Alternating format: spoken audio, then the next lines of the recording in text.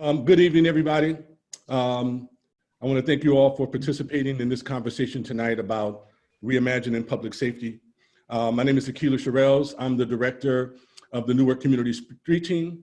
The Newark Community Street Team is the City of Newark's community-based public safety initiative. Our vision is that, our understanding is that violence is a public health issue. One of the reasons why there's been so much violence in urban communities all across the country is because there's been a lack of investment in people, in infrastructure in many of these communities for years. Trauma has been allowed to ripple and to fester, causing much, just upheaval and damage in our communities. However, we've come to understand that public safety doesn't just mean police, that police are only one aspect of the public safety process.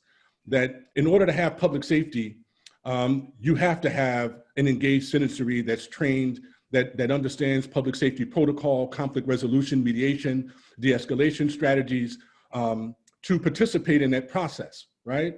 Public safety is not just the absence of violence and crime, but the presence of well-being and the infrastructure to support victims and survivors in their respective healing journey.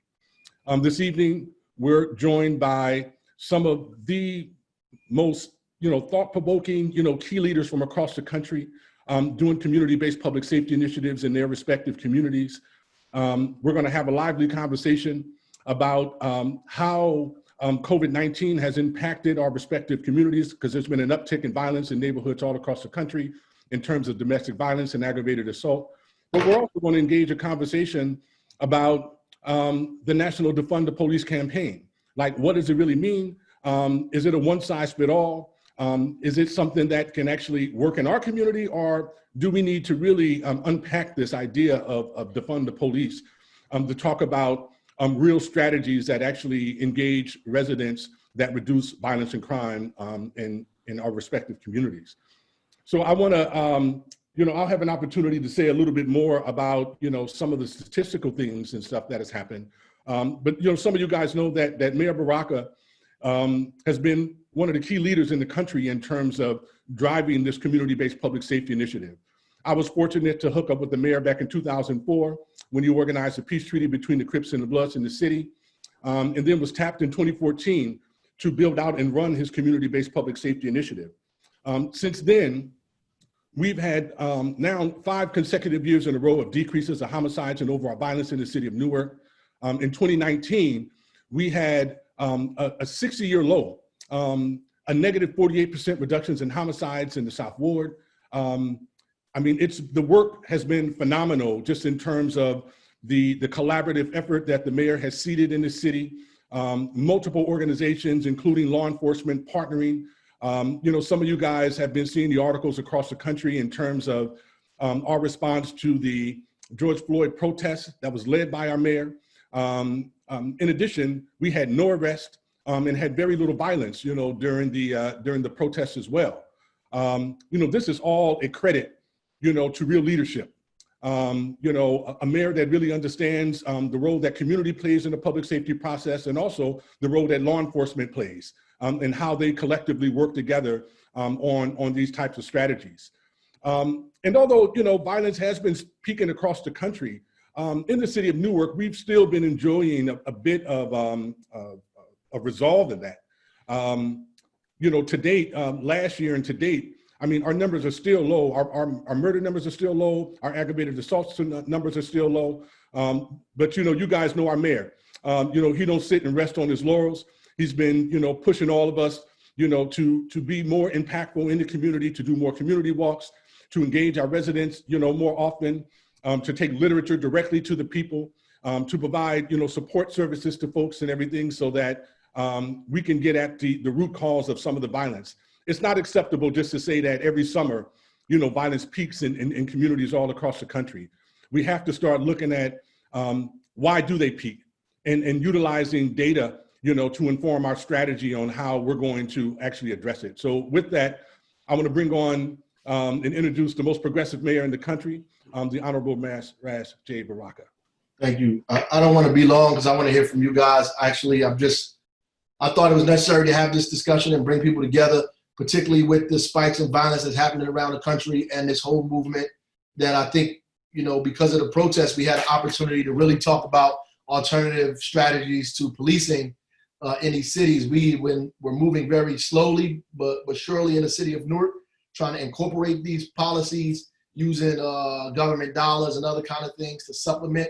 But I think this time period allowed us to speed up some of the things that we were thinking about. And so we were able to create a violence prevention and trauma recovery office headed by Keesha Eure. The problem is, because of these spikes all over the country, there are people who are now pushing back, and the folks that are pushing back are from our community. Mm-hmm. And so I don't get that much pushback from police. The pushback is coming from our neighbors. And so I just wanted to bring us together to really talk about honestly, what do we feel about that? How can we combat that? What do we need to change in terms of our messaging, our narrative to our own community about how we address violence in our city? When I go to other people's communities, when they see the police, they think something is wrong. If the police pull up in Millburn or Livingston, New Jersey, they see cops and be like, oh, what's going on out here, right? If I go to a community meeting and people beat me up because they don't see police, they're like, there ain't been a cop in my neighborhood in 2 days. What I mean, it's been cool in your neighborhood for 2 days. But the reverse is true in our community, and given all these homicides, and I think a lot of it has to do with a lot of factors. Some of it, the police laying down in some communities, and I just wanted to have a frank discussion with you guys about what we think that is, how to address that, and how we keep the momentum going with this movement that people are saying defund. How do we keep the momentum going? And in my mind, it means alternative strategies to reducing violence and crime in our community-based strategies. How do we keep that momentum alive in this country and in our communities? Because I know it works and that we desperately need it. And it took a long time, a hell of a fight to get us to where we are today. And we don't need it to be taken backwards. We need to be move forward with it. So that's all I have. And hopefully we can get into that at length while we're on this call. Yes, sir. Thank you so much, Mayor. And so now I want to bring the voices of all of our panelists into the conversation.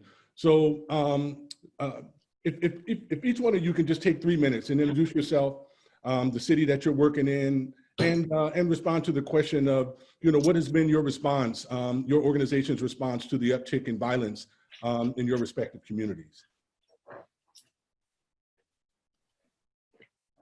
And so you all have the list. Let's start with our sister, our fearless leader, Keesha Eure, who heads up Newark's new Department of Violence Prevention and Trauma Recovery. Good evening, everyone. My name is Keesha Eure, and as the announcement has been made, heading up the Office of Violence Prevention and Trauma Recovery in the city of Newark. I'm certainly excited that this has been a long time coming. 10, 11, 12 years, we've been talking about the Office of Violence Prevention. We've been trying to do it from a public health place, from a public safety place, but ultimately we know that it takes both to make this thing happen, that there's no one way to do this. And so the mayor is launching this, and he sees the time in terms of what's going on nationally in the country in terms of defunding the police, but it's a reallocation of funds from, the police department, because we know in most communities, the police department has the biggest budget, while the ones of us that's on the grounds doing the work has the least budget or no budget at all. And so we know that we need resources and we need funding in order to do this work. And many of us working in silos, fighting for the same pots of money. And so the mayor decided, and collectively, right, that we need to do this under one umbrella, that we need to really work collectively together, because that's the only way we're going to be able to do this. And our public safety director, luckily, has been on the same page in terms of supporting the mayor's mission to do this. And so what we're doing is we are going to be running the Office of Violence Prevention and Trauma Recovery out of the first precinct of a police department.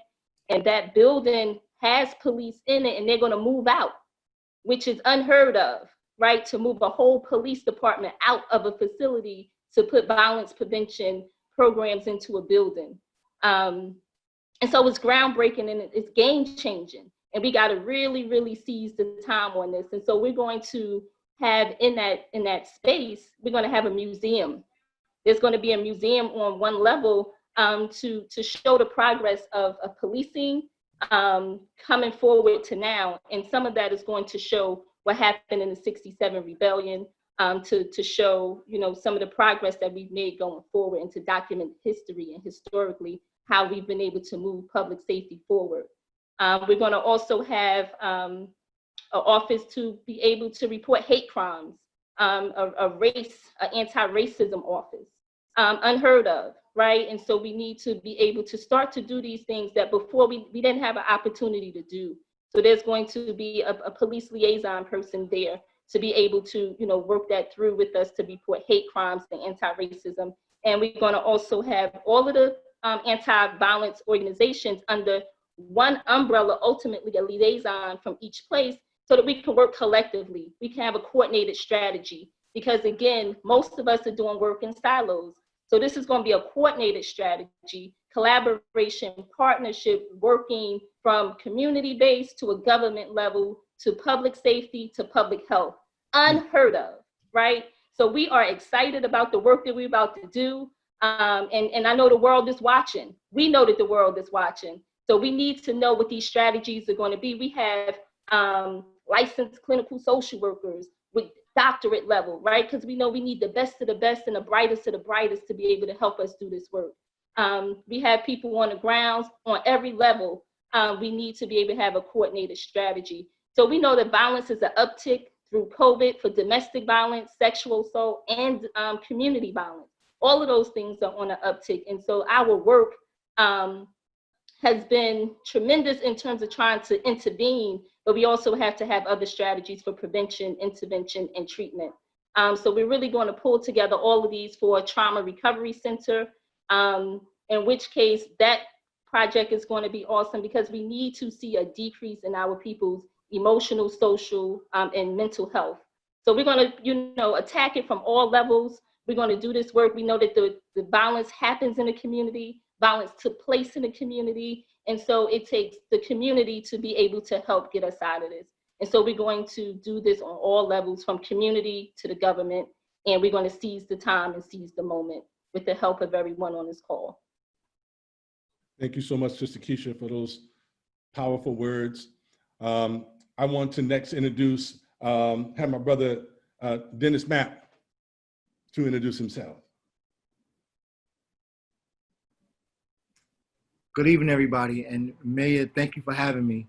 My name is Prince Mapp, and I'm an engineer and head of community culture here at Citizen. And exactly what Keesha was just saying,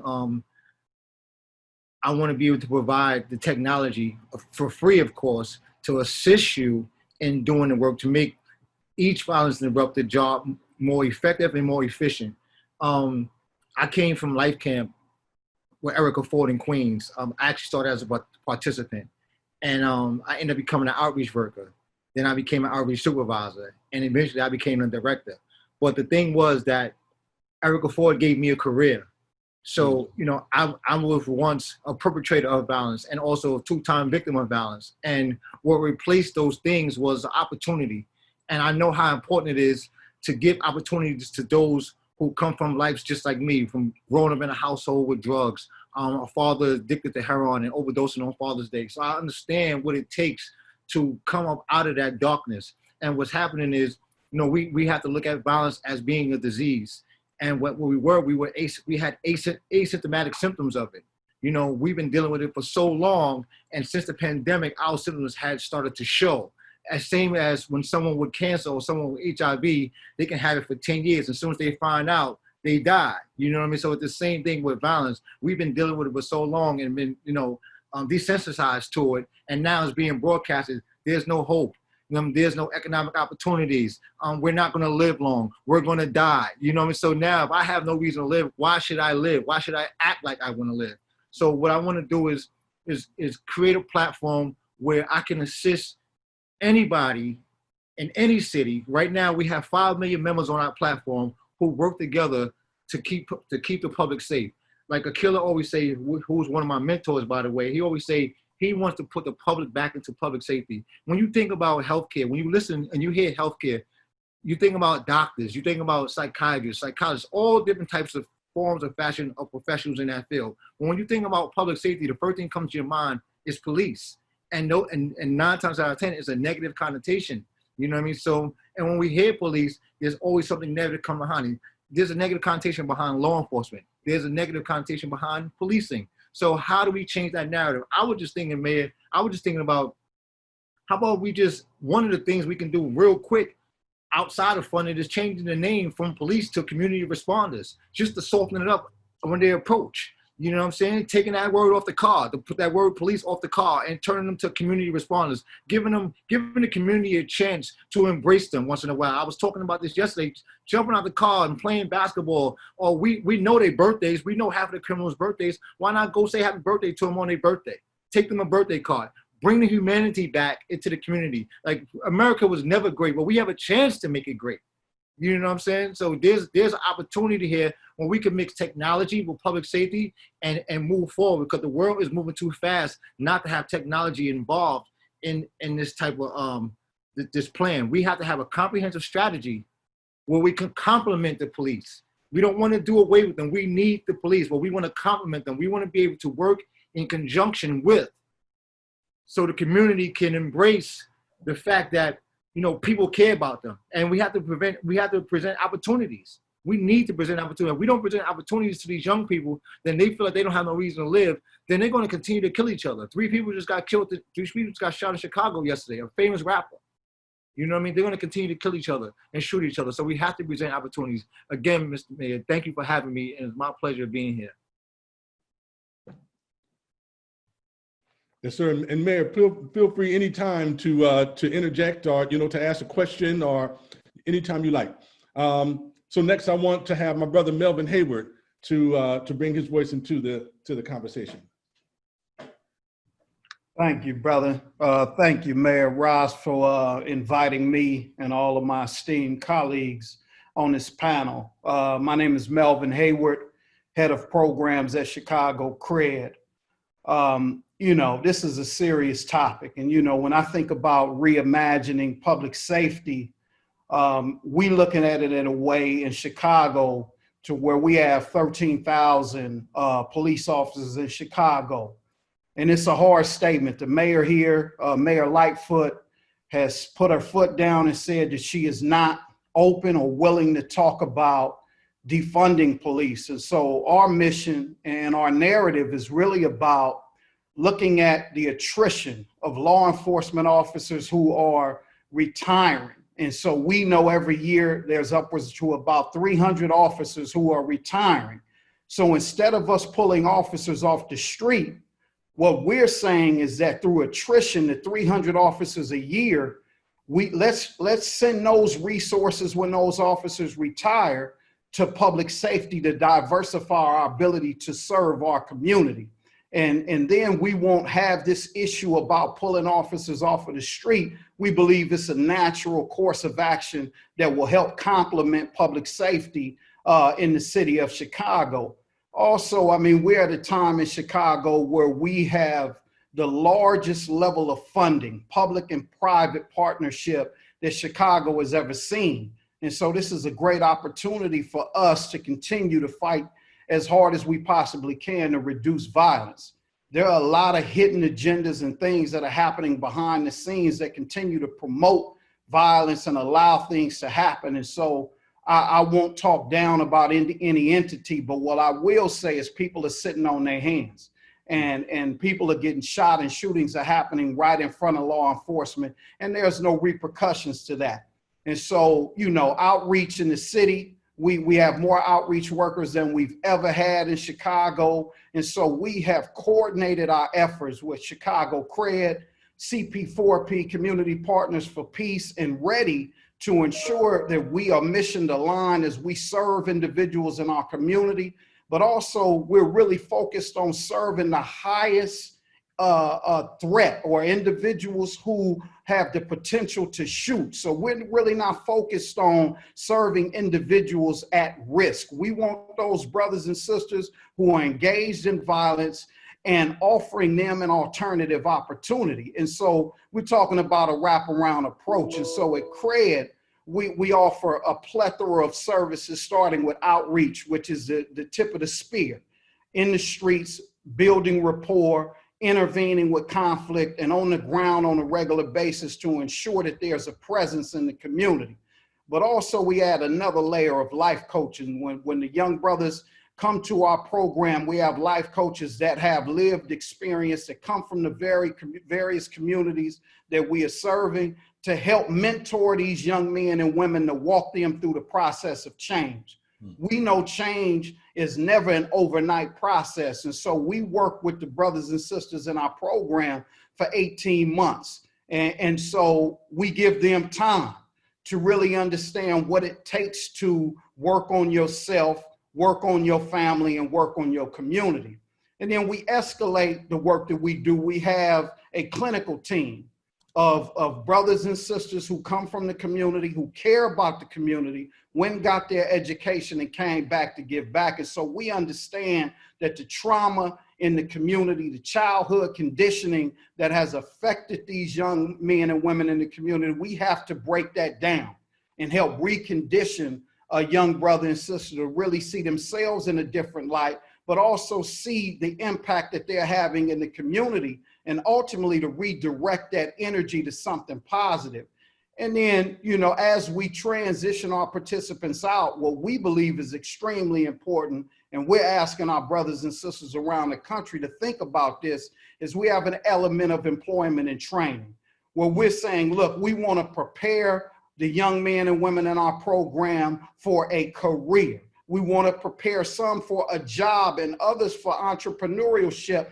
So because we know that each individual may want to do something different, but at the end of the day, our primary focus is to reduce gun-motivated violence in Chicago. Not one group can make that happen. What we need is mission alignment, multi-sector collaboration with multiple entities serving the various communities in the city to ensure that we are wrapping our arms around those individuals. And in closing, what I've done just to make sure that we've strengthened our approaches, I come from LA, 20 years of work in LA on the front line, is we've added also a family component.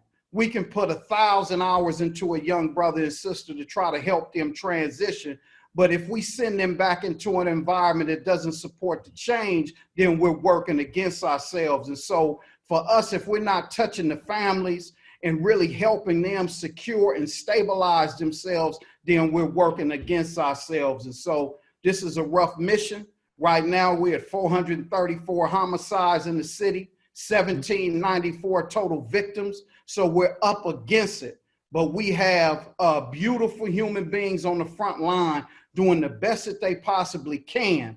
But until we fully coordinate services with all the sectors in Chicago, we're going to continue to fight this uphill battle, but we're in it to win it.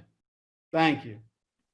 Appreciate you, brother. Thanks so much, you know, for that in-depth, you know, perspective on what's happening in Chicago. And, you know, housing is a huge issue, you know, for us as well, and all across the country, being able to emergency relocate people when folks are harmed in our HBIP program and they're transitioning back into community. Sometimes we don't have a place to be able for them to go. You know, they have to go back into the environment that potentially sent them there. So thank you, brother, so much for that. I want to next have my brother Ray Winans from Detroit to introduce himself. What up, though, family? Peace, peace, brother. Yeah, what up, though, is a term of endearment and love, man. So again, Ray Winans serves as the executive director of Detroit Life is Valuable Every Day. We serve as our state's first hospital-based violence intervention program. And so part of our response during the pandemic as related to violence, we had to pivot and diversify our funding portfolio and focus on just what you just talked about, Akili, was housing, right? And so, Brother Hayward, what you just mentioned was exactly what's needed, right? The collaborative efforts, right? The mission-focused, intentional partnerships, right? So one of the things that we did during this pandemic was we had an opportunity, and again, shout out to my man Akili and Keesha. You know, they showed a lot of love in Newark when we came out there, and so we prompted our violence prevention specialists to go upstream and start doing our street outreach, so taking it from the hospital into the neighborhoods. The unique part about it is everybody that we're hiring and we was able to build capacity for 12 individuals. Nobody is over the age 30, right? I'm 41. I was on the front line for 10 years. That's too old. That's too long to be on the front line, right? So giving the young people the baton while they're still active, right? And understanding that some of these guys, they don't have 1 foot in, 1 foot out. They got both feet in, right? But if I'm gonna meet you where you at, I gotta give you something to show you that we being real, right? And making sure that that money hit their account before they even start on their first day, right? To incentivize what you just talked about, that 3-gen model, right? Because we know that if we work with that individual, and then he has that child's mother, but then also his mother and maybe his grandmother who's dependent on that income and or him being there to comfort, and we don't get in the same intentional language, right, around the social determinants of health, it's all obsolete, right? As it relates to the issue and the conversations around defunding the police. We had to make a decision, right? Because we was faced with it. I think everybody on this call was faced with, right? With a lot of these outside individuals coming in trying to tear the cities up. We did not allow that to happen in the city of Detroit. But one of the things that we was able to say was, hey, the community came together, the Detroiters, and it was a very uncomfortable but yet necessary situation. We had to stand side by side with our chief during a time where we're talking about police brutality. We had to stand next to our mayor, who's a white man in a predominantly African-American city, and say, hey, listen, y'all can't tear this city up, right? And so that was kind of awkward, right? But it was a call that the neighborhood folks made and said, listen, we don't want this to happen. With defunding the police, I think what y'all did in Newark, and I called Keesha and told Keesha that, I say, Detroit, we very practical. And so our organization is not heavy on theory, but Newark, they gave us a run for our money. I called Keesha, I said, that move y'all just pulled, that was a boss move, right? And so it was respect, and so we tackled the issue of housing, right? And we continue to beat the drum on that. One of the things that we recognized was, in order to solve for the issue, man, we got a group of young guys, it's about 20 of these young guys, they homeless, they couch surfing, they normally be together. Well, what happens? The pandemic hit, grandma like, no, y'all can't all be in my house. So now these guys separated. So we had to really meet them where they at, say, come on, we're going to start bringing you guys in, and not working with just y'all, but also, again, going back to what you said, Brother Hayward, the children and everybody else, man. And so we are not our organization is not pushing the move on defunding the police. It's like, let's do the both and, right? We got the capacity to do the both and, let's do the both and, because we know if you take money from the police and give it to the neighborhoods, police gonna be mad. If you take neighborhood money and give it to the police, the neighborhood's gonna be mad. You don't take something and give it to somebody else and think that everything's gonna be all right. We still human beings at the end of the day, So the both and, I think, is what's needed. In Newark, y'all continue to lead the way, man. I'm impressed, man. Appreciate you, Ray. Thank you so much. I mean, we're so fortunate in the city, to have, again, one of the most progressive mayors in the country, in Baraka. You was talking about the ordinance that the mayor in the city council passed last month, moving 5% of the police department's budget into the new Department of Violence Prevention and Trauma Recovery that our sister Keesha is heading up. You're absolutely right, brother. It's been about bringing additional resources to the city. And it's not been about, sometimes we operate from this scarcity mentality that there's this little piece of pie that we all trying to get a slice of. But the reality is that we can actually expand the pie so that we can all get a bigger slice, and so that's been our strategy. So, we launched the city's first hospital-based violence intervention program, as in 2017. And you came out and trained our staff, because we want to be like D-Town, you know what I'm saying, in terms of, that HBIP program, bro. And then also just in terms of, some of the other work that we've been able to do in the state in terms of moving VOCA dollars. We moved 20 million of our VOCA dollars so that we now have 9 HBIPs in the state. And we just recently moved another $6 million from VOCA so that we can fund trauma recovery centers. And Newark got 2 of those allocations, one for NCST and one over at University Hospital. So, we are, constantly, working in the field to try to increase our capacity, but also increase our collaboration and partnership. Akili, Mayor Baraka, and Keesha, is there enough room in Newark for me, man? No, Detroit needs you, brother. I ain't going Always. I just moved back. I ain't going nowhere. But, man, I'm really proud of y'all, and I'm impressed, man. I ain't impressed easy. I'm really impressed the way y'all handling out there, man. I salute y'all, man. I salute y'all. But for Ray, the training and technical assistance is major, and we're going to need your help on that. The training and technical assistance, and one of the things that I was impressed with you when we came out to Detroit was giving us access to funders and showing us you can talk to funders like they regular people. Come here, let me show you how to do that. And expanding your portfolio for funding for private foundation dollars. And that was a boss move. And so we have to know our value and our worth, and not it being the other way around, allowing the funders to have all the power. Thank you, Sister Keesha. I want to now have our brother, David Muhammad from the National Institute of Criminal Justice Reform. Good evening. Good evening. First, I want to just echo that I'm very proud to be a part of this group. Really want to thank Mayor Baraka and Akila for the invitation. I remember it's been a few years now at the conference that you all held. I think Brother Melvyn was there with me at the conference center talking about a different way to imagine public safety. And so, as Brother Ray said, you all have been ahead of the game for a while now, and it shows. And really appreciate the leadership and the vision.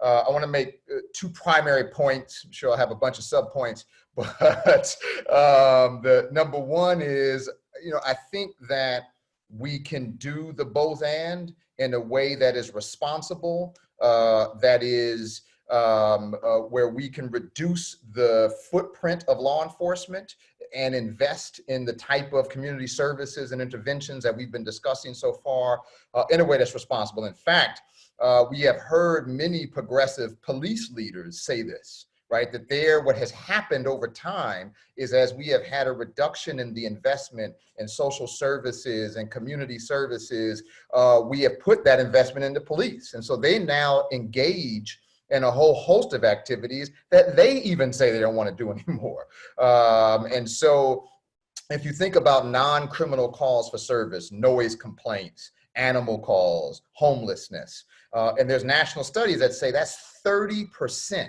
of all calls for service for police. And I don't think there's anybody that argues they should continue to do that work. Then if you add to that kind of the low level stuff and the cold calls, like you come home from vacation and realize someone has stolen the bicycle in your backyard, right? Do we need an armed police officer to respond to that? So if we take all of those types of activities together, we can reduce the footprint of law enforcement and actually improve them significantly. And so our kind of vision for this at the National Institute for Criminal Justice Reform is reduce, improve, and reinvest, to reduce the footprint of law enforcement in a responsible way, improve what's left, training, policies, accountability, and reinvest in community services. One examples of the city, so I'm working in Oakland and Stockton, California, Portland, Oregon, Indianapolis, and Washington, D.C., specifically on gun violence reduction efforts. And in Portland, they really made a poor decision, right? They decided to cut the unit that was actually working effectively to reduce gun violence and not look at these other areas around non-criminal calls and low-level stuff. The result is Portland, a city we only think about the protests, but they're having an explosion of gun violence, right? July was the highest month in the history of the city of gun violence. Wow. Right? And so we see when you do this type of cutting without thought, without looking at it, it can be hurtful, right? And so, but if we invest in the very types of things that we've been talking about, it can be effective. The second point I want to make, just as an example, Oakland, where we've been working on this initiative for 7 years, and we've worked with many of you all on this, Akila and Melvyn and others. And so the city many years ago did a ballot initiative to say, we want to invest in community services. And so because the voters approved it, $10 million every year to the city the size of 420,000 people invest in violence reduction activities. That's separate and apart from the violence prevention fund called the Oakland Fund for Children and Youth, right? So the 10 million is specifically around violence reduction, violence intervention, and a good portion of it goes, like Melvyn said, specifically at those at the very highest risk. What my brother Devon at Advanced Peace would say, the shooters, right? That we need to focus on those folks that without intervention, it is extremely likely in the next 12 to 24 months, they're going to either be shot or shoot someone. And we now have the information that we can identify those folks. So in Oakland, once those people are identified, we have 14 full-time life coaches. In addition to outreach to go try to find those folks and do intervention and mediation, separate from that, we have full-time life coaches, all of them credible messengers, formerly incarcerated from the neighborhoods. They've been thoroughly trained. Most of them are now certified life coaches. And it's a structured, intensive process. It's not just general outreach, hey, go hang out with those cats. It is build a relationship with them, talk to them every single day, see them 2 to 3 times a week in person, develop this life plan with them, you build influence with them, use your influence to help them make better decisions turn into better outcomes. It's a very structured program similar to what Melvyn said, 18 months. In addition, they can get a small or a modest financial to them, some significant up to $350 a month if they're engaging in all of the connections with their life coach and what they're connecting them to. So it's not just service brokering case management that's transactional. It's relational, it's transformative, but it's also structured and it's intensive. The proof has been in the pudding in Oakland with the 50% reduction in gun violence in the last 6-7 years, as well as there's all of the other services that life coaching for young people on probation and working with sexually exploited minors, working on domestic violence. So this $10 million fund is significant. That being said, it's still only 3% of the police department's budget. Right. And so we still have a lot to do. The last thing I'll say is interesting article, I think it was by the researcher Patrick Sharkey in Washington Post that said, you take a city like Washington, D.C., they break their police down by police service areas. About 10,000 people in each of these police service areas. Police have about 70 staff per one of these areas and $10 million. What could we do as intervention workers and outreach workers and specialists if we had that level of investment with that level of population, right? I think we can do an extraordinary job. And if police started to focus their efforts more on gun violence and maybe investigating crime and reduced the rest of the stuff, then we could also invest heavily in the types of interventions that we know are effective. Thank you. Thank you so much, brother. Just profound, work that you do in the city of Oakland, but also in multiple cities across the country, brother. We often cross each other on planes across the sky. Exactly. And you said something just specifically about that. We don't engage this work in a willy-nilly way. This work is structured and organized, and there's standard operating procedures and protocols. And with that, I want to actually introduce and have my brother Akil Bashir to introduce himself and to talk about the great work that PCITI has been doing all across the country. Greetings to the mayor. Definitely salute you for your vision, for the infrastructure that you put in place. Having worked with your city for the last 5 years under the outstanding tutelage of Brother Akila, not only have I been a part of it, I've actually been able to see how universally it has came together and what you have accomplished, major benchmarks that should set the foundation and the standard that other cities really need to operate from. Your excellent choice of individuals and bringing Akila up, who I've worked with for decades, and really having him lead that process, really somebody who is on the ground, has been on the ground, and know how to move that whole synergy forward. I salute Keesha and also Brother Damon, who works directly under Akila, who has done outstanding work in reinforcing the troops and making sure everybody is in alignment, following the protocol, etc. I'm from Los Angeles, but I operate from a little different scope because I'm usually called into cities when all hell is breaking out. Not only have we been on the ground for over 40 years, frontline, hardcore, we have also built the systematic structures to give people foundational protocol on how to operate and how to build the processes of change. See, we can do all the change that we want to do, but if we can't sustain that change, if we don't anchor people with systems that they are going to be able to replicate, and then more importantly, get them to take ownership of the actual ingestment of the environment and what they're doing, we defeat our purpose. We come in and we concentrate on the highest risk individuals, the highest risk behaviors, the highest risk areas, the highest risk behaviors, etc. So we don't look at just the individual, we look at the holistic structure in which that individual is operating from, because we realize we have to be able to get to the root cause. If we come in and only deal with the system, which is the violence itself, violence is just that. Violence is a process. Violence is a means to an end. It is not the root cause of what is causing people to move. We also are heavily invested in human potential development because we understand if we don't restore and make those individuals well at the end of the day, they will never be able to stabilize themselves. So we use a multi-collaborative componentry to do that. Our core is our training institute.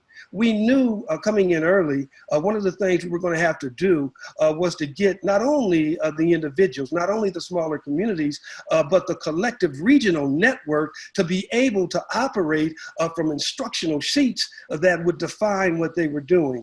Our work in Washington, D.C. with the ONE's office, our work in Montgomery County with the Human Services Department, our work with UNC in Newark, our work in Seattle, our work in Oakland with Youth for Life. I can go on and on and on. I don't say that to impress. I say that because it becomes necessary that we create these linkages that we can operate holistically together as we meet the needs in these given communities. We have got to make sure we meet those needs. And in meeting those needs, we give the ability of the individuals to get some type of restoration within themselves and their environment. With that restoration, they are going to be able to hopefully induce the psychological redirection so where they don't use the antisocial behaviors and they can use behaviors that are pro-social.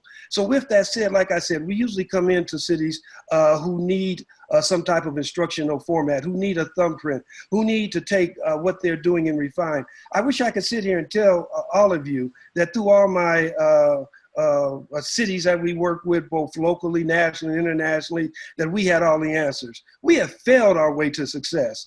Every time we step into a situation, we realize the more we don't know. And that's what keeps us in this work. In terms of the movement that is going on, I would say where we had to change and alter was our urgency. We didn't pull back. We actually had to do more. We had to come into a variety of cities and not only do what we do through this computer network, we're still on the ground. We have to go in certain venues because of the necessity of what is needed in that given venue. And more importantly, we have to be able to see as we draft what needs to be done, we have got to have eyes on. Every community that I go in, we have to spend 2 or 3 days on the ground with the worst of the worst because we really want to see from their perspective and their narrative what we can work on. We don't go into cities and say, well, we have the answer for you. No, we come into cities and say, we're willing to work with you to build out what you are doing and help your expertise, combine that with our expertise and see if we can get a better product at the end of the day. Real quickly, we come in, we work with the public safety system. We also work with the human resource system. We try to work with those systems already in place. And it was well said earlier by, I think, our third speaker, that what we do is exactly that. We do put the public back into public safety. How do we do that? We train the public in the understanding of the public safety narrative. We teach them the protocol of the public safety system. We give the process and structures of how these individuals operate, and we introduce how we operate on the ground. So now you've got clarity of language. You got people humanizing themselves because they can see themselves in a much different light. When you don't understand how individuals operate, how organizations operate, what you end up doing is you become very defensive about what they're doing because you're trying to hold on to that degree of expertise that you're bringing to the table. Lastly, one of the things we have done is really concentrate on succession plans. Keela has just introduced the Community Sentinels program in Newark outside of everything else we're doing collaboratively together, and it's working off the cuff. If we don't create the platform for these young adults to have a system to replace us, and many of us who are elders need to clearly understand that, we need to get out of the way. We need to lay the foundational structure in the templates to make sure that the blueprints are in place, but we need to step out of the way and let these younger brothers and sisters lead the process. So with that being said, we come in from that perspective, the human service perspective. We come in as organizational strategic developers. We're on the ground in Los Angeles because I've had to spend much more time here because of the virus. Lastly, and I'm gonna land on this, we've created 3 new programs. We have the Urban Safety Wellness Navigators, who are coming in with the expertise of law enforcement capacity to monitor our communities and to be able to patrol our communities. We also have put the non-law enforcement bystander certification program in place, to where we're turning bystanders into effective professionals so they can be able to police that community and be able to come in and take care of those lower level things on that community. In reference to the police and that whole defund movement, I say not defund, but refund.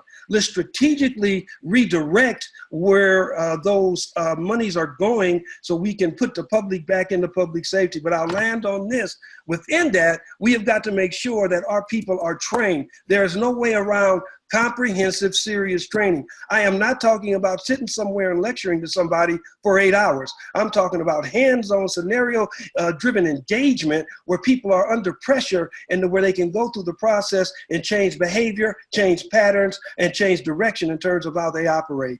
I'll drop it on that. Appreciate you, brother. Thanks so much, for your breadth of knowledge and experience and all of the support that you give to us here in the city of Newark in terms of training.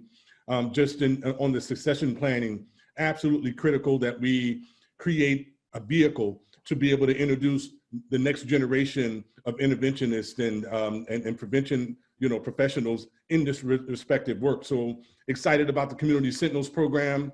We're up almost through our first cohort in Newark and wrapping up number 4 in Los Angeles, right? Fourth cohort. Yes, sir. So I'd like to next introduce, our dear sister, Dawn Haynes, who heads up the Brick City Peace Collective, who is charged with this responsibility of keeping us all together in the city. Sister Dawn.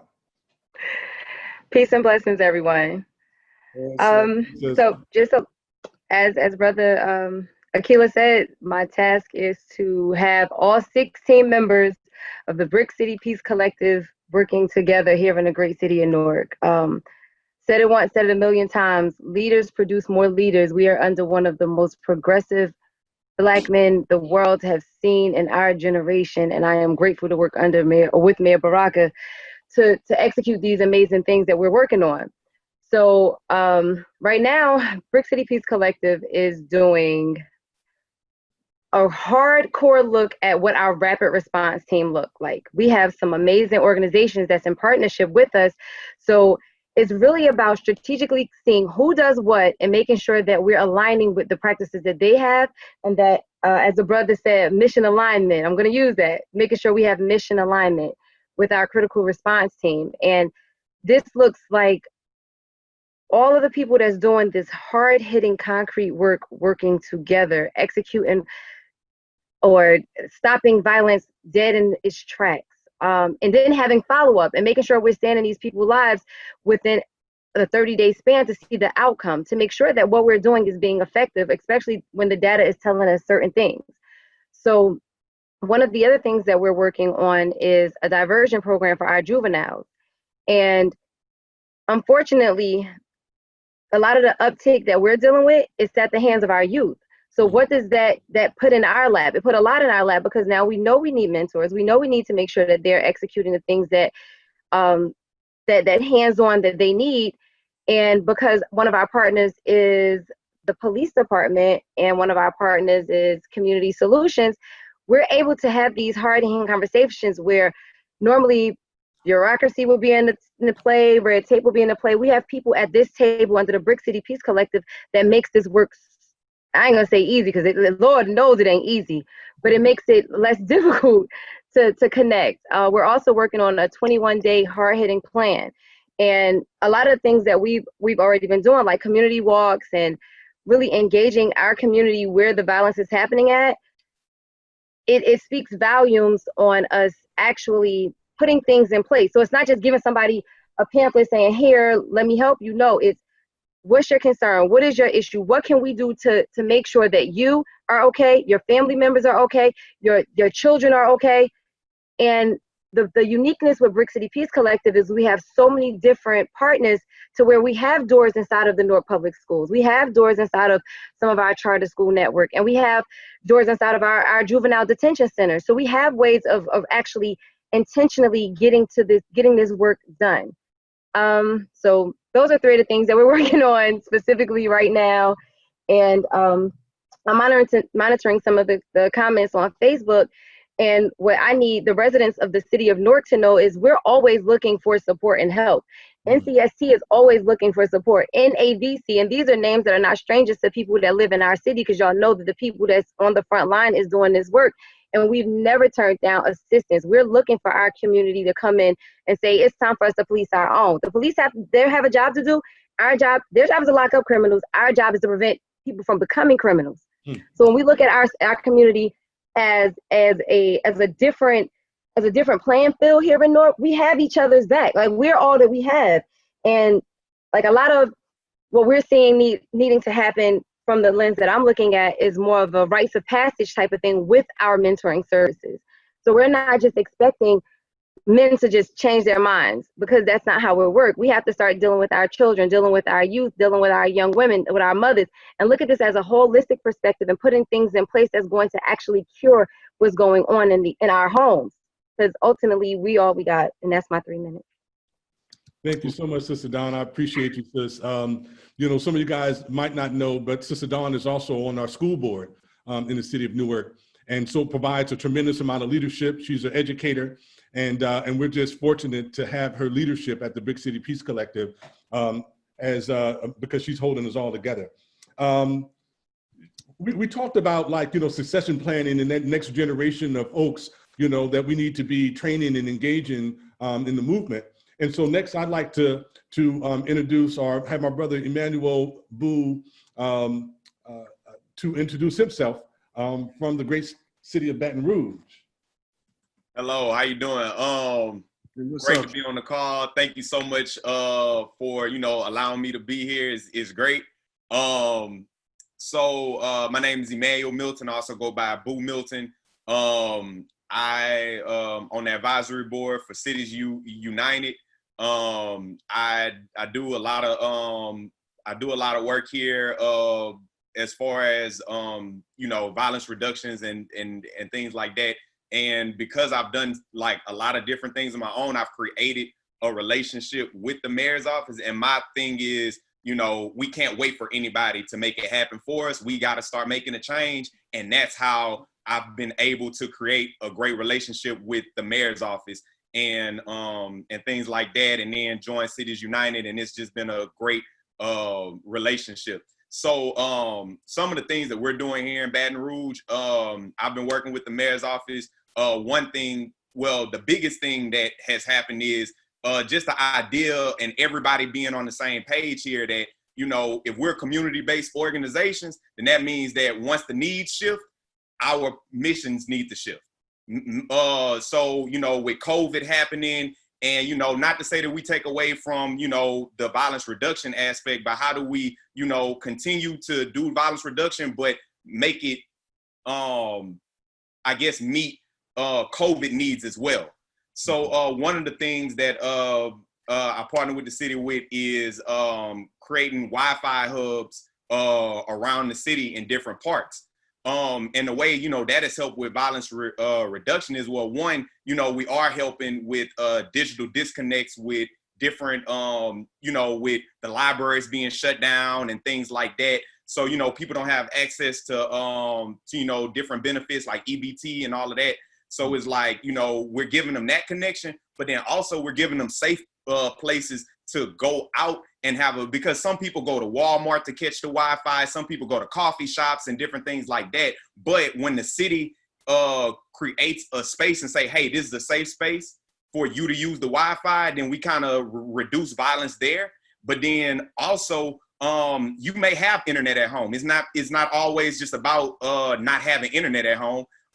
You might have internet at home, but you just need to take that breather. You need to go outside. You need to, take that time away from, the fam or whoever that you're staying with, and just have that space. So that's been, I feel like it's been beneficial too, with, because we've had a crazy increase of domestic violence cases. And I'm pretty sure, it's been the same around the country as well. So that's one thing. Another thing is I created this initiative called the Sparkbox Summer Initiative. So it's activity kits that we've been giving to kids. We're giving out over, this weekend, it'll be 2,400 activity kits that have been going out to kids.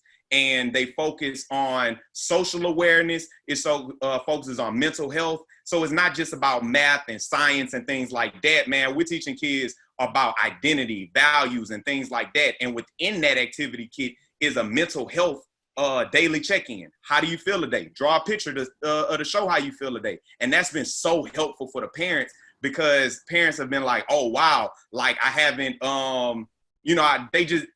they've now realized the importance of checking on your child's mental health every day, versus just arbitrarily saying, hey, how was your day today? And then, that just be what it is. Oh, it was good. And then just keep it kicking.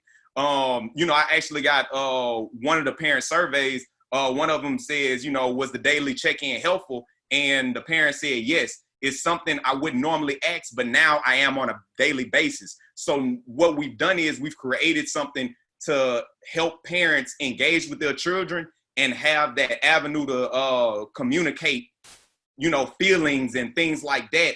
I've even had one of the parents say on days when she was kind of wondering about how things were happening with COVID, it helped us understand her feelings. So that was to one of the kids. So it's like, this is violence reduction because it's early intervention. So it's, and that's really what my heart is with the kids, and making sure that we, in order to prevent violence, we got to start at a young age.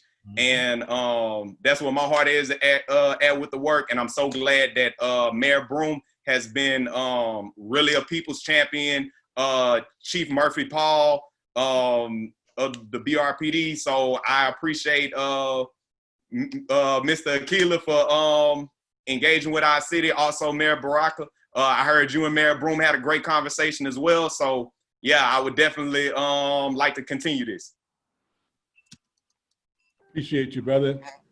Thank you so much for those positive words. And this is just coming, from the youth. I mean, you shared a bunch of really, innovative ideas and stuff that I think that all of our respective cities can adopt, some of those pieces. And this is one of the reasons why we wanted to have this conversation, because we know that there are innovations happening in our respective communities all across the country that we need to be looking at adopting. Next, I want our brother Skipp Townsend to weigh in on the conversation and then share some words. Well, once again, like everybody said, I got to tip my hat to the mayor for being progressive. Also to you, Akila, for your leadership and inviting me to be on this call. And just a little bit, I'm in Los Angeles, born and raised here in LA, visited other cities, but this is my home. So one of the things that happened here most recently is we were blessed with the opportunity to have someone who, and let me start by saying LA is a little different than other cities because the Hispanic community out here is led by people who are in prison. And because of that, it makes it difficult to put different people at the table. So when last year there was something that was going on, actually we were moving into a new building on South Central LA, and because of that, there were people in the community telling me that, Skipp, you can't go. You can't be there and bring people from the west side of LA to the east side. So I started looking for the leadership, and that leadership decided he was going to make a call to end a 30-year-old war between the F-13 here in LA and the East Coast Crips. So it was a difficult task, and let me tell you that we're non-funded in the city of LA. We're a non-funded agency, second call, and there is money in LA. There's about $26 million in Los Angeles that funds prevention and intervention, and it's not an equal share. There's only about 3 or 4 million that fund intervention.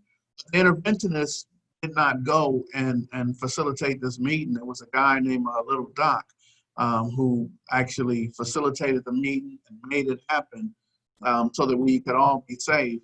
And that trickled. It was a trickle effect that led to other communities coming together. And now in LA, it's kind of like a cancer.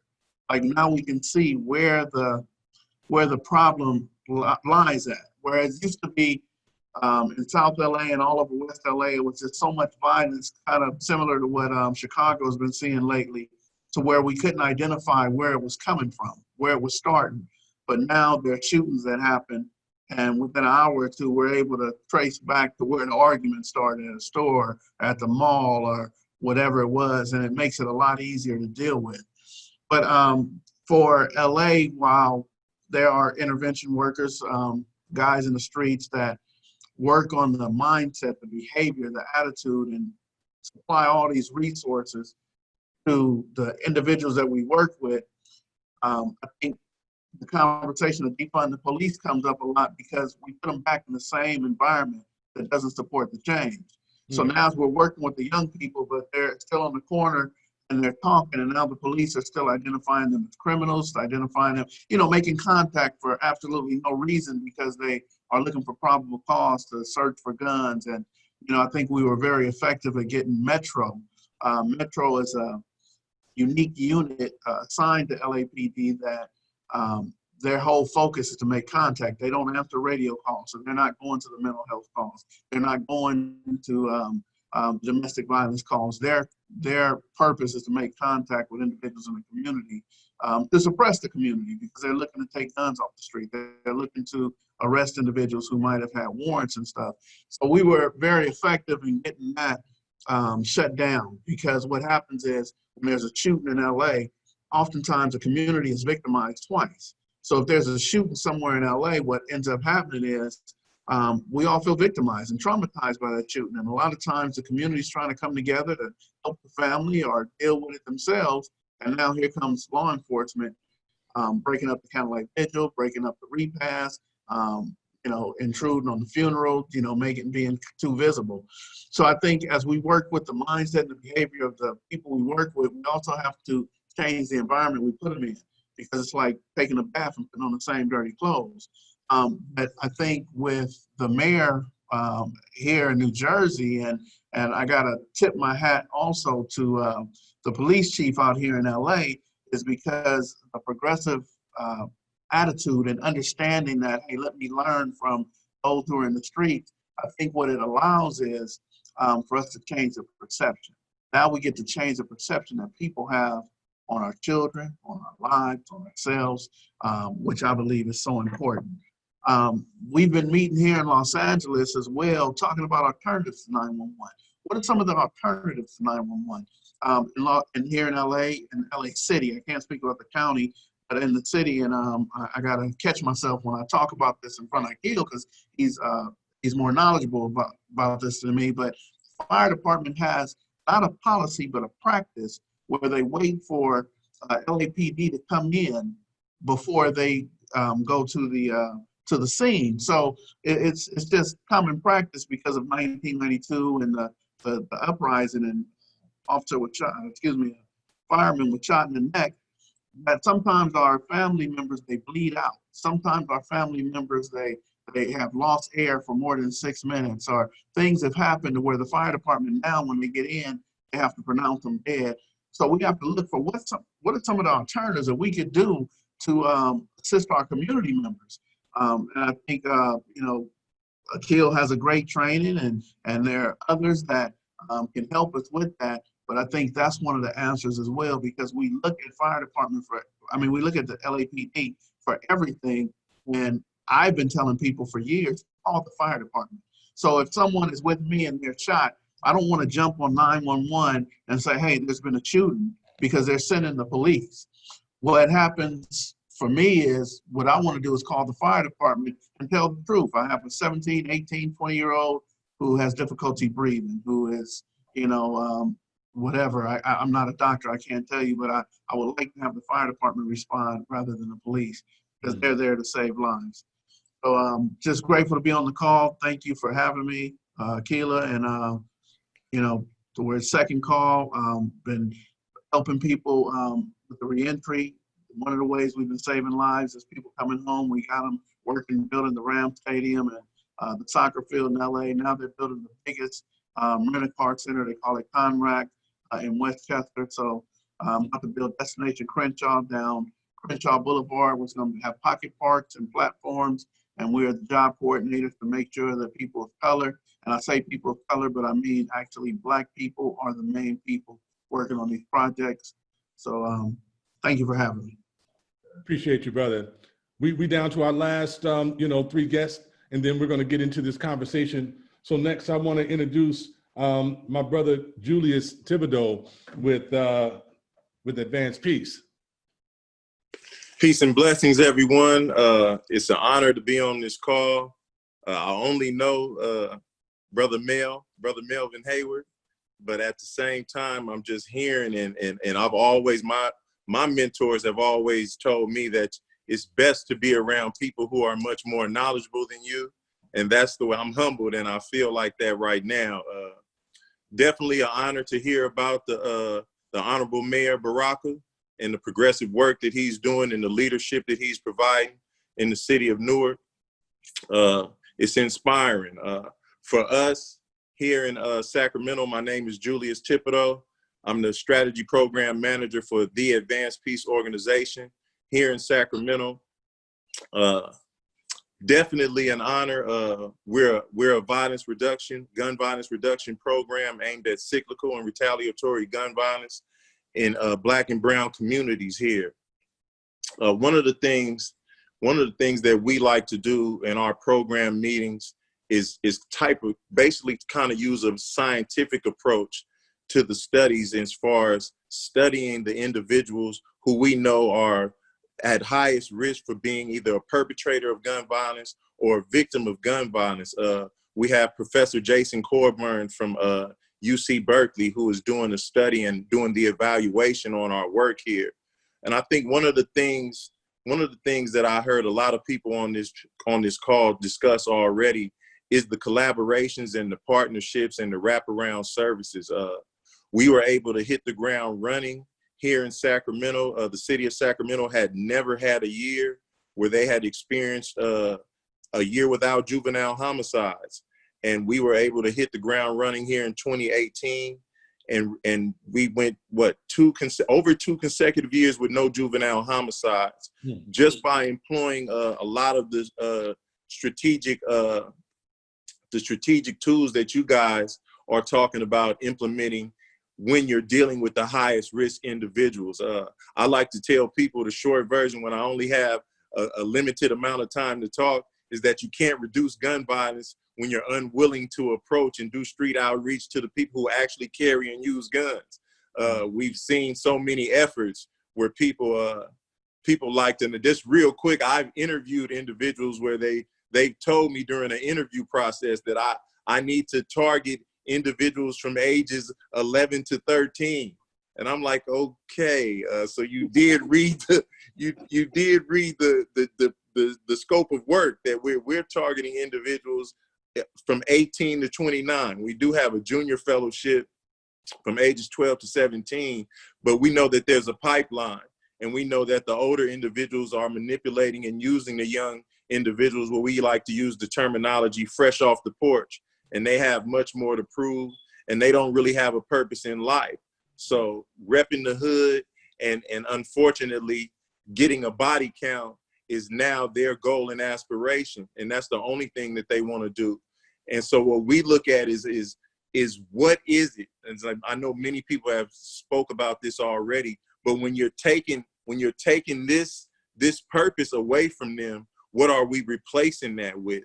And what we find is that in many instances that young people really just need a purpose. They really just need someone to invest in them and give them an opportunity. As many of us who have came from that side of the tracks, we've discovered that there were some things, of course, cognitive behavioral therapy that we needed.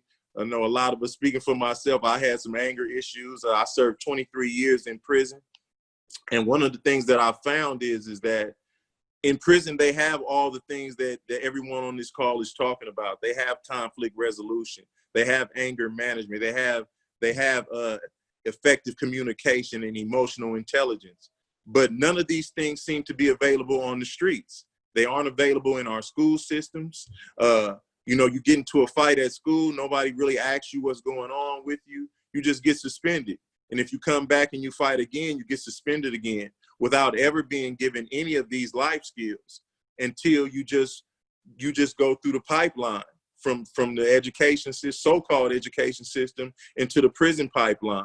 But it would really do us a service if we had these things available. And I think when we're talking about reimagining public safety, this is one of the things that needs to be inserted in our public school system, in our education system, where when you see people showing signs of violent behavior and conduct which could lead to violence, that they are given these life skills, that they know how to resolve conflict without resorting to violence and without it being a top priority for them as a means of problem solving. Amazing that we haven't got there yet, but I'm excited about this perfect storm that we're in, that really is going to create opportunities for us to address so many issues that have been plaguing our communities for years. And we've been scratching our heads and wondering why these simple solutions haven't been implemented. But now we're in a space and time where these things can. I like to also look at a program that I created while I was in prison called Cultivation of the Heart. And it's something that a lot of the organizations do, but when you're targeting these individuals who have layers and layers and layers and layers of trauma, you know, abandonment issues, abuse issues, and they haven't seen a healthy relationship in their entire lives, they have layers and layers of that hardcore exterior that we have to pretty much have the attitude of a farmer. You know, we have to cultivate that land. We have to work and chisel and get to the point where we can now actually soften this land and soften this young person's heart.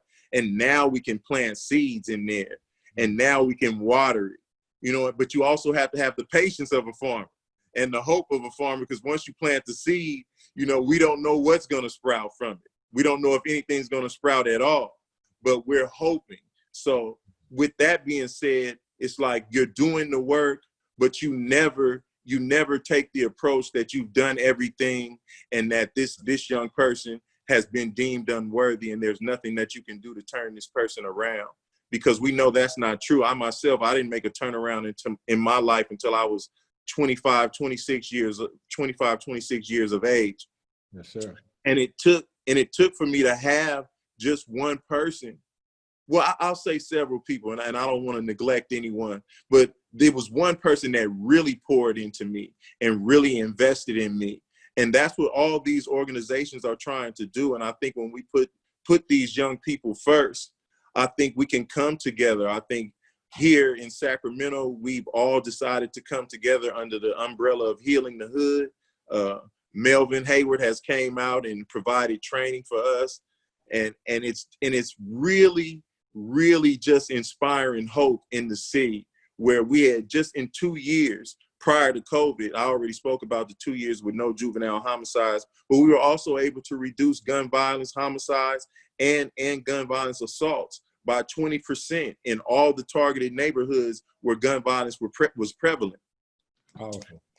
Right, and that just goes to show that if you aren't afraid of these young people and that you understand that it's our job to appeal to the appeal to the humanity in them, and that we believe that they still have that. And in many instances, for us who have that lived experience, we know they forsake those things on purpose.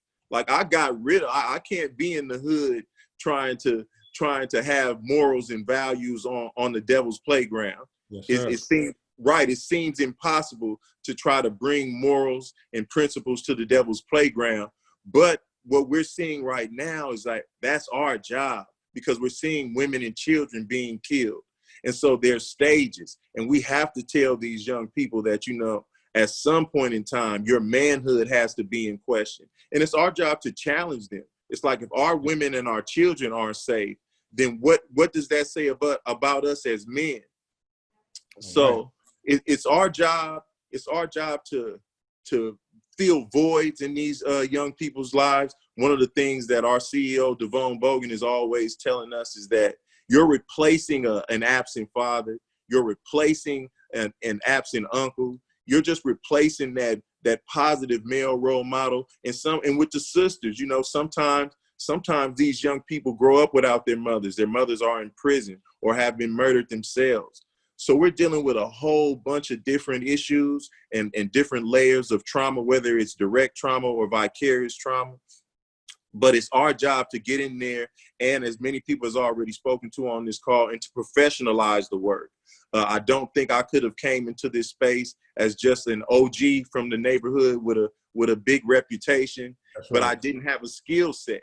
I didn't know how I could disguise anger management and put it in my own language, and the same thing for all the other skills that I spoke about, emotional intelligence, and just teach a young person, you know, that it's okay for you to be angry, but guess what? It's okay for you to be sad as well.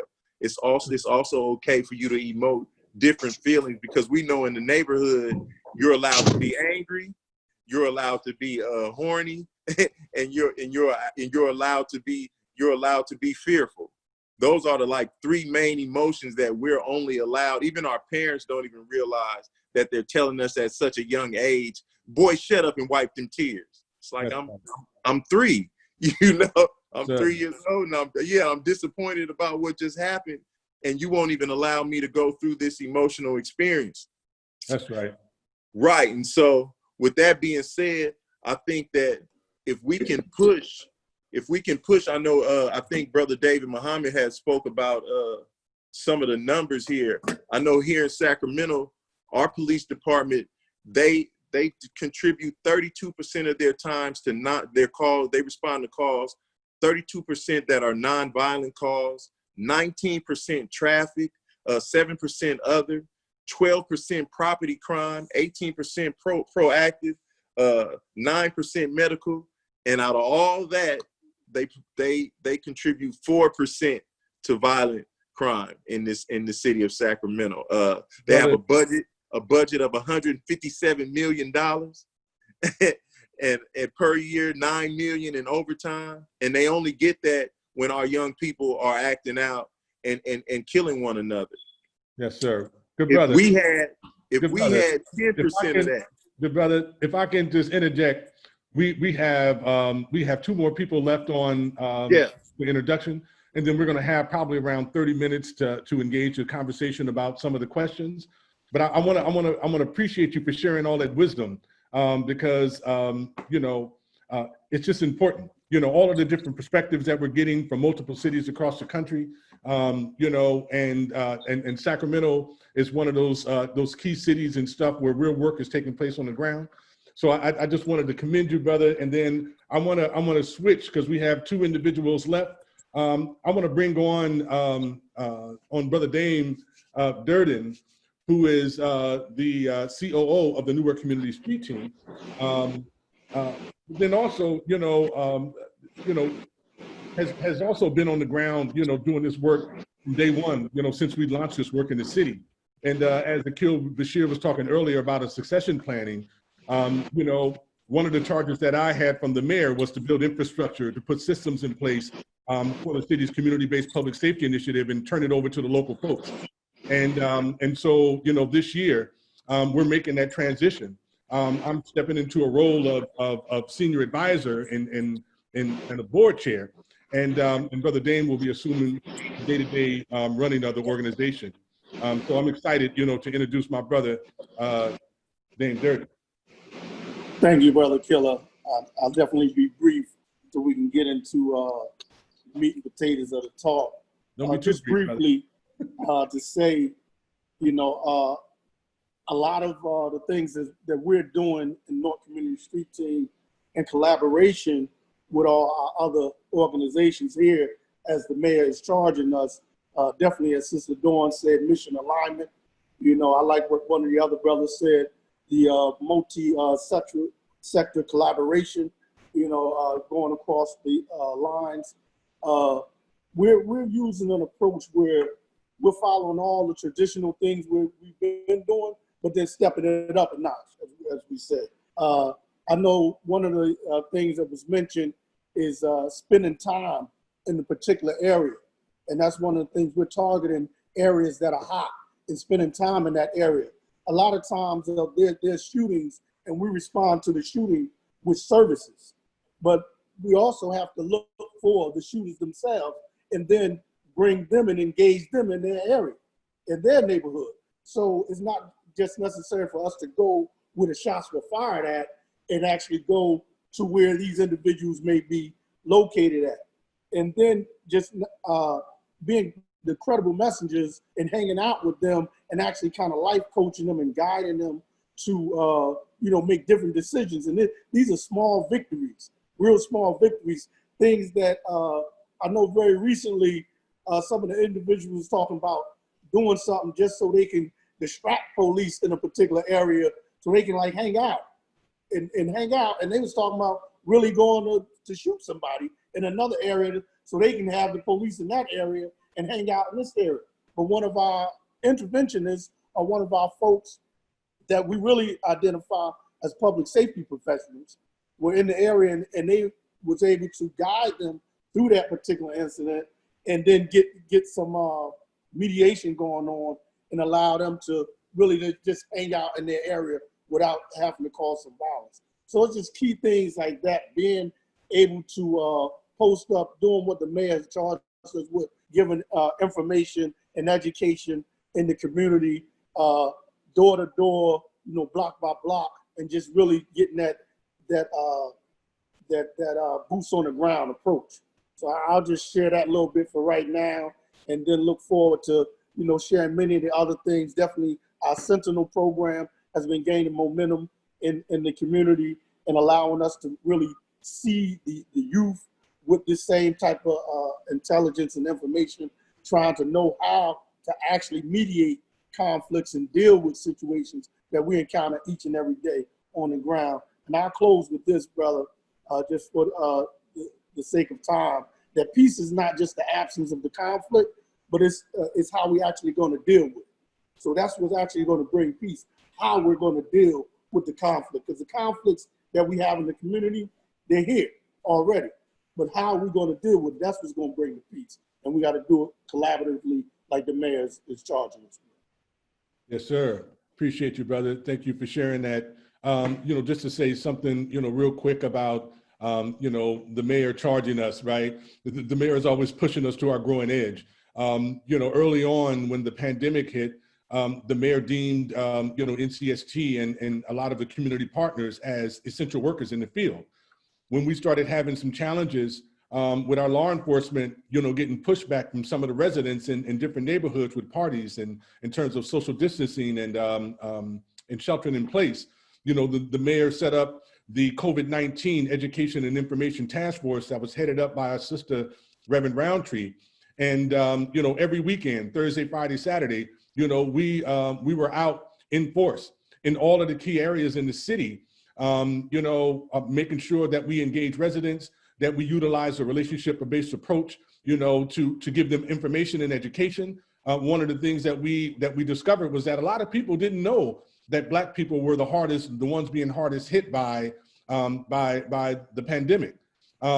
We passed out PPEs, we took food directly to people, and I believe that you know, it's been one of the key reasons why you know, our city has remained relatively violent and quiet, you know, even with the upticks in shootings and stuff that we've had in the city. As I said, you know, our numbers are still are not relatively much lower than they were last year, you know, during this time.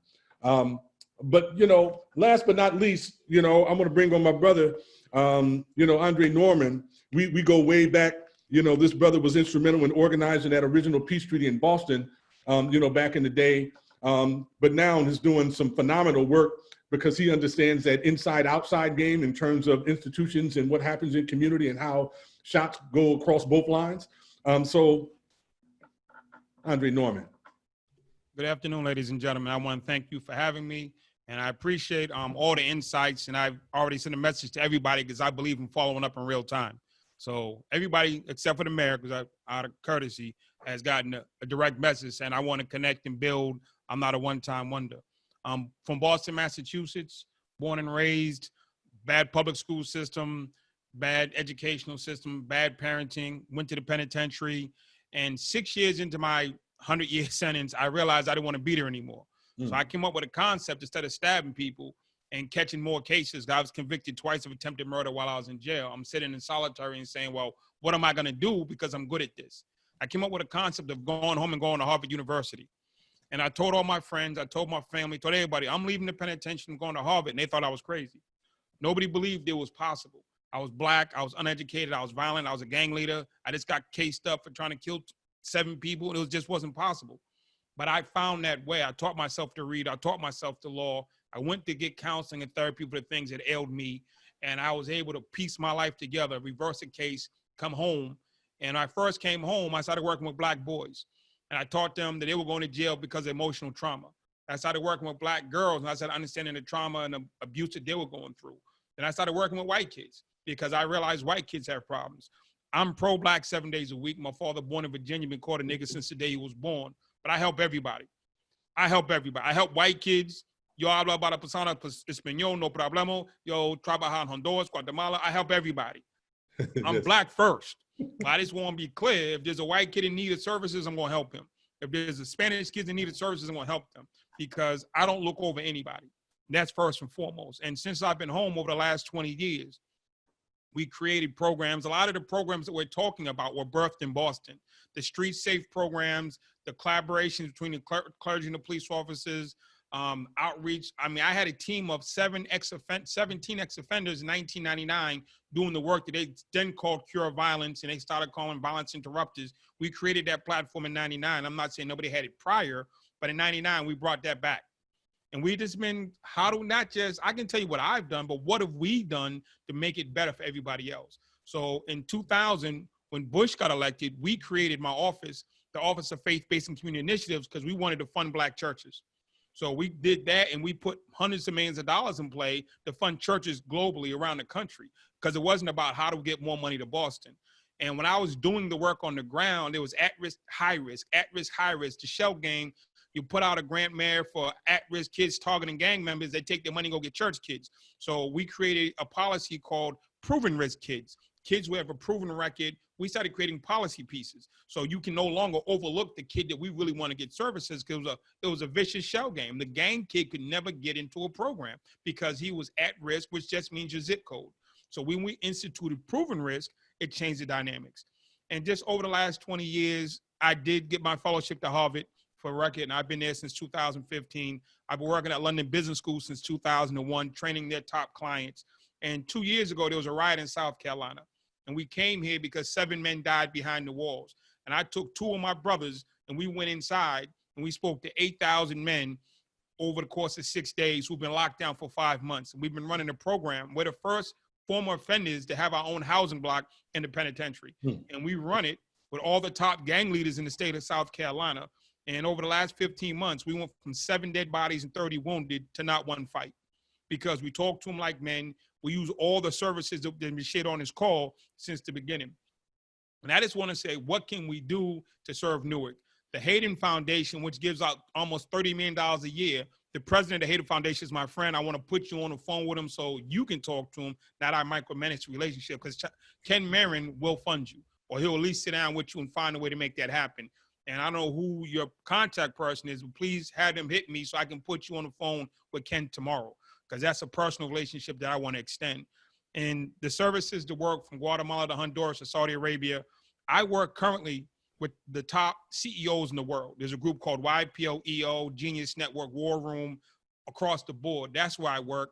I have over 300 multimillionaires on my phone that I counsel and coach. I want to, what can we do to bring them to New Jersey? When I come to Jersey, I go to Little Silver. When I come to Jersey, I go to Summit. I don't come to Brick City. I land and I go straight to Little Silver, where down by the shore, everybody got little boat ramps in their backyard. And I want to bring Little Silver and Red Bank up to Newark to be helpful because they want to come. They definitely want to come. And they want to be supportive and they want to be inclusive, but they don't have that landing pad where they can say, okay, we're rich white people. How do we come and not get exploited? How do we come and be safe? How do we come and add dollars? So I want to help you get funding from rich white folks, from companies around the world who want to be helpful, and I can redirect into New Jersey if New Jersey's that spot. I remember when the killer first came to Jersey, he called me, yo, Dre, what's up with Jersey? I don't know if I was the first one you called, but I got the call. Yeah, Sir, anything I can do to be helpful, whether it's strategic, faith-based initiatives, on the ground, inside, outside, behind the penitentiary, whatever it is, I just came to serve. And whatever that is you say it, and I'll say yes, I'll say no, because my mother said ain't no maybes in our house. Yes, sir. Appreciate you, brother. You know, always respect your perspective and your push, but we, you know, I think that, you know, just all of the different perspectives in terms of this work are just so important. And funding is critical and key to all of this. As we talked about earlier, you know, the mayor moved $11.4 million from the police department's budget into the new Department of Violence Prevention and Trauma Recovery. That's a drop in the bucket, you know, because we're going to be looking to leverage those dollars, you know, against both, you know, federal and private dollars and state funding so that we can actually grow that pot, so that we can actually invest a significant amount of money in our infrastructure in the city in terms of community-based public safety, you know, work. And so, you know, now that we've all been introduced and we're all, you know, in this conversation, you know, Mayor, I wanted to, you know, to turn it back over to you, you know, to say some words, you know, to start us off with the first question, you know, that might have arisen out of the dialogue and the conversation that we've started, and you know, see where we go from here. Well, I just wanted to, the first obvious question is, how do we get a national network together of all these people that are doing this work, where there's a consistent kind of gathering of national minds around this whole alternative policing strategy in these communities? How do you push this so you can begin to have a federal impact and not just this kind of local one-off impact? How do we get everybody together to have a national push around creating funding and structural support nationally for the work that's happening around the country in communities of color that are being devastated clearly by what's going on, you know, and I think that's going to come from you guys. Obviously, the police are a part of that. They want to. Some of them want to help, some don't. They look at this as a direct attack in some ways. Yep. But how do we create a kind of national push to begin to get the federal government to begin to dump funding and infrastructure support into the work that we're doing in these communities? And how do you stay connected and not be out there by yourself experimenting with things that we have national dialogue consistently, you know, as much as we possibly can. Akili. Yes, sir. So to that, I mean, I think that's great, right, Mayor? What I heard is I was just sitting back listening, internalizing everybody's conversation. That's why I was off camera, but I was privately inboxing individuals. Is that we was all talking about the social determinants of health, right? And so we have to control the narrative around social determinants of health when we're talking about the issue of violence, right, in order to align and really address it from the public health perspective that it needs to be addressed from, right? So whether it's prevention, intervention, right, but really being able to be well-equipped, confident to be the content experts in the movement around social determinants of health, because if we continue to isolate violence, one of the brothers mentioned earlier, violence is just a byproduct, it's a reaction, right? So when we start really addressing the social determinants of health, that right there is the game changer, right? And I haven't personally, and I don't know if anybody on this call have heard any coalition building around intentional language around the social determinants of health, and just echoing that until the walls break down, right? And so I just want to throw that out there because that's all the language that I heard everybody using. Every last one of us on this call was talking about addressing the social determinants of health. And so I think that the add to what you just said, Mayor, is how do we create that coalition to become the content experts around the social determinants of health? Because violence prevention experts, a lot of things are like cliches, right? You did a damn good job with organizing the right folks, right? But so how do we pivot and address the social determinants of health and use that language to articulate all our bodies of work, because it encompasses everything, the whole child, the parents, the housing, and it solves for the issue of violence, and we all know that. Yes, Can sir. Akila, can I say one thing? Yes, sir. Mayor, I had actually had this conversation with Mayor Compton, and she was in a different space at the time. If you were willing to organize the platform, call it a university, call it Think, whatever you want, all the work that I've done in the last 20 years, I will give to you. And you can put it in whatever you want to call it. And if brothers and sisters around the country, if you the leader, then I'm gonna follow. I'm not even gonna question it. All the work that I've created, and I've created stuff that's been around the globe, I will happily turn it over to whatever the machine is that you build. And if we do that, then we call on brothers and sisters around the country and say, we're gonna make Newark our spot. And we're gonna create a depository, we're gonna create a platform. I'll be the first to sign my stuff over. And with all due respect to everybody here, Newark is the only city, and I made it clear that I'm willing to be. I tip my hat to y'all, man, because I'm not easily impressed, but I support what Brother Andre said, to have a hub, because that's on all coalition building. We haven't found a hub. We continue to have Zoom calls and everything, but we haven't identified a city, right, that has the streets to the suites to be able to say, okay, here's the hub, right? I know Newark has the street to the suites, right? And so what Brother Andre said, I think is a genius-ass opportunity, man. I just want to make sure that what I'm talking about, I want to make sure that everybody is a part of it. You know what I mean? That has a piece of it that they can come and take from it back to where they need to go and build off of it. Where there's an opportunity for us to get ideas, to debate ideas, to create things. Because on this call alone, I've got 5 or 6 different ideas about things that should be happening in Newark that is not happening. Small stuff, you know, that I think is incredibly important. Even the list that I think we should give to parents about how to talk to their children. I think that's dynamite. You understand what I'm saying? And those are the kind of things that we need in the kind of body, a library, a body of knowledge, a hub, or something like that. And there has to be an opportunity for us to physically meet for you guys. Not me, for you guys to physically meet either on Zoom or in person once a year, twice a year, whatever it may be, to really talk about this work. Like doctors meet, right? Like you said, like lawyers meet, like the National Coalition of Black Lawyers or National Coalition of Doctors. And you guys need to meet and talk about best practices and engage these practices around the country, but also engage the federal government so they can be held responsible for putting resources in this and changing the direction of policing in our community. To talk about the social determinants of health, I agree with that 100,000%. Listen, I'd be glad to host anything in Newark. You know, if you guys want to build or create or do anything in Newark, you're always welcome to come here, meet, talk, get a building, whatever it is you need to do while the window is still open. But you know, at the end of the day, I want to make sure that all of our communities, because I have people all over the country, man.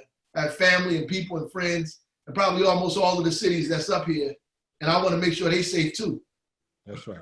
So, Brother Akil, and then I'll come to you, Boo. You on mute? Yeah, I got it. Yeah, Mayor, I think one of the things that Andre is articulating, which I agree with. See, one of the things you have been so effective in doing with the help of Akila and your team is actually building a replicatable system. See, you brought components to the table that have ideally been isolated and created a unified strategy to move these processes forward. And with that being said, I think Newark has to be out there as a direct example of what can happen when that comprehensive collaboration comes into place. You brought some of the best training, you brought some of the best collaboration with the public safety system in the community, working within the hospital. I can go on and on and on. So the point being, if we can get these smaller cities to look at that visionary, possibly move, not necessarily taking everything away, but one of the things we have to do, as one of the brothers said, we have to create smaller safety hubs in all of these cities. Those safety hubs should become the heart of how those cities operate, where the community can go to for guidance, for direction, for understanding, etc. And when you really look at Newark, you have created that safety hub that brings so many elements to the table. So I would agree with the brother. I would support and back 100%.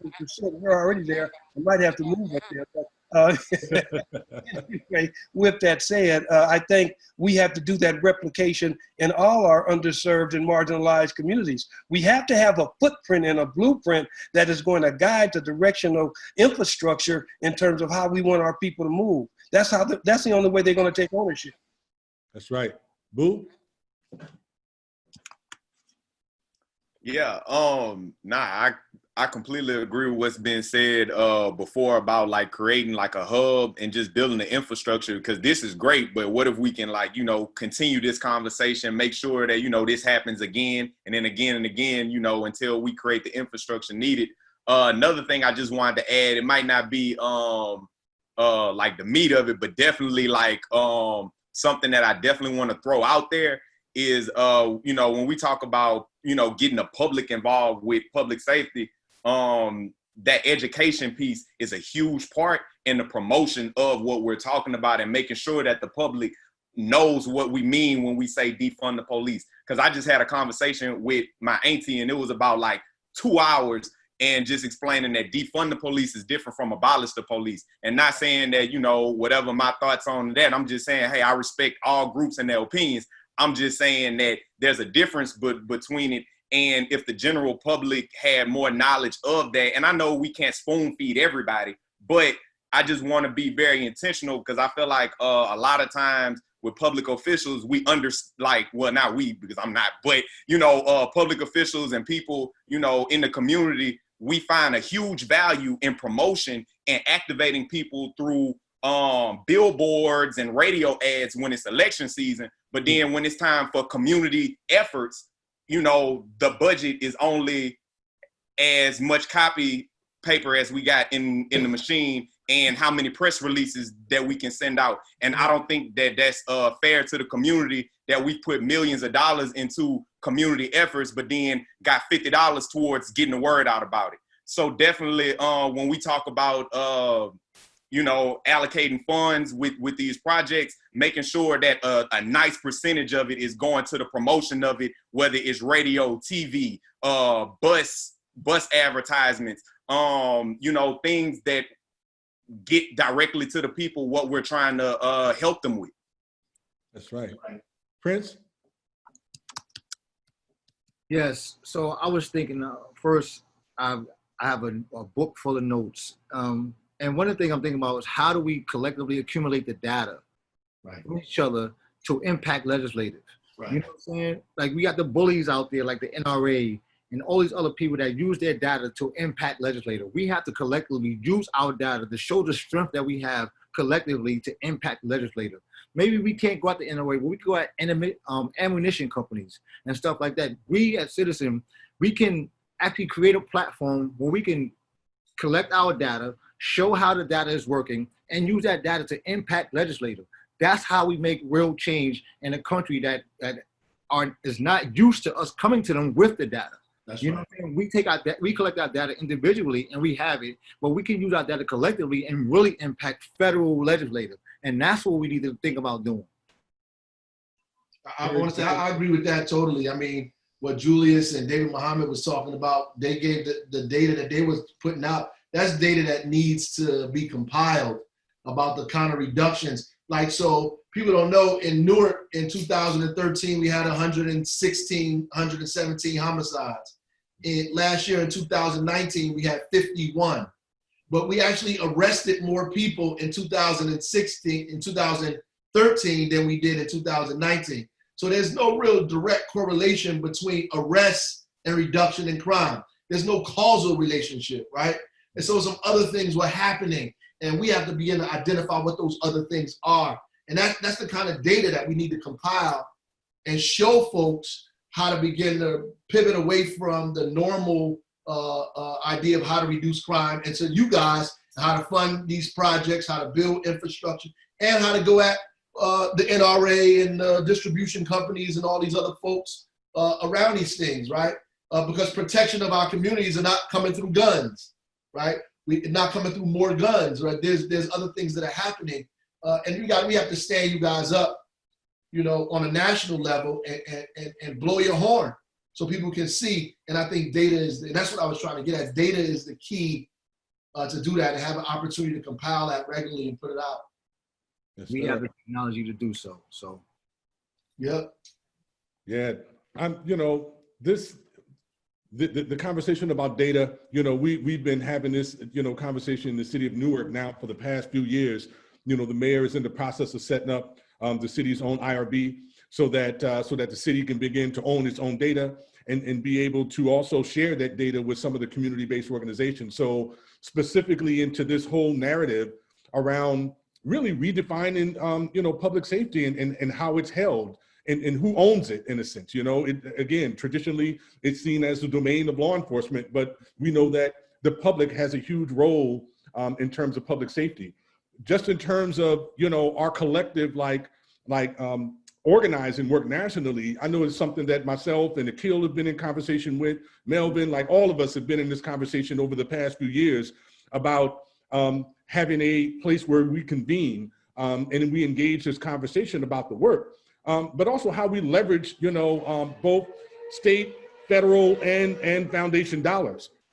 We're in the process right now of having a great dialogue with one of our major national foundations about doing a national scan. So some of you guys are going to be called in the next couple of weeks by me and a team of folks to really, you know, look at like the impact that you've had, both evidence-based as well as practice-based, you know, work that's been had on the city. We're going to produce a comprehensive document that kind of like lays out, you know, what this work looks like in different cities all across the country. And then we're going to utilize that to raise resources, to develop a fund, to put money into, you know, each one of your organizations, and to build capacity, to provide the technology support through Citizen, you know, to provide training support and capacity through PCI-TI and some of our other partners here. So we're pulling these pieces together now, and this is, you know, this conversation is one of the precursors to it, because most of what we're talking about is going to be based in Newark as the hub. Because we see Newark as one of the national models. And as my brother Toby Sanders, you know, says that Newark is the new Selma, you know, or I like to call it the new Ark of the Covenant. You know what I'm saying, right? There's something that's profound that's happening in the city. And it's because of great leadership. It's because of, you know, the activist spirit of the people in the community. And it's because of this collaborative, like, you know, work ethic that has been developed under the leadership in this city that is really changing the reality of how we look at public safety. And then the public execution of George Floyd, you know, became a real tipping point, you know, and an inflection point in terms of us being able to have a different type of conversation around public safety with our law enforcement partners, because we're not anti-police, you know. I mean, we know that our cops have been harmed. I mean, you know, they, you know, do this work under a tremendous amount of duress and stress. We want to make sure they get the proper counseling, therapy, healing modalities that they need in order to engage community respectfully. So this is an effort that's about healing the entire community and not just about one aspect of the community. And so, we're down to we have about 6 minutes left. I want to take a final comment, you know, before I turn it over to the mayor, you know, to go ahead and take us out. I want to thank y'all. I'm sorry. Who was that? Go ahead. Listen, I just want to thank y'all, man. This is most definitely helpful and refreshing. You know, like, man, when you reached out, man, Yeah. always respond, man. So That's right. Detroit, man, we love Newark, right? So like, yeah, set it up. We there, we'll help build or whatever, man. You know, so we all in, man. And I respect everybody who on this call, man, just listening to the work, man. We say whoever survived the pandemic, and being mindful, we still in the pandemic. But whoever go and raise up like the eagle, man, that's who win the championship. So let's build this thing out, man, and let's get it.